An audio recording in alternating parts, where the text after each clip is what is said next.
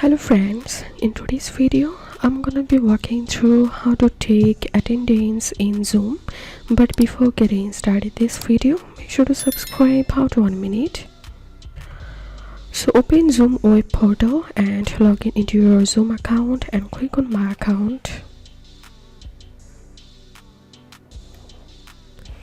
and click on account management, and here you'll find this reports option, so click on that.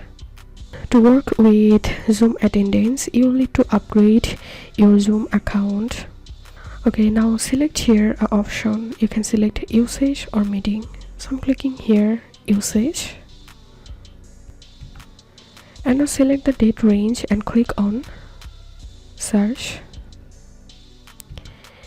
and click on the number of participants of the desired session, and after that Zoom will open the report.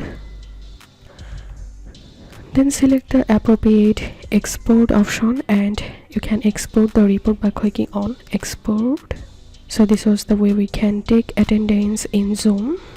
If you think to see more Zoom videos, please check the links in descriptions. If this video helped you, give a thumbs up and please consider subscribe to How to 1 Minute. Thank you for watching.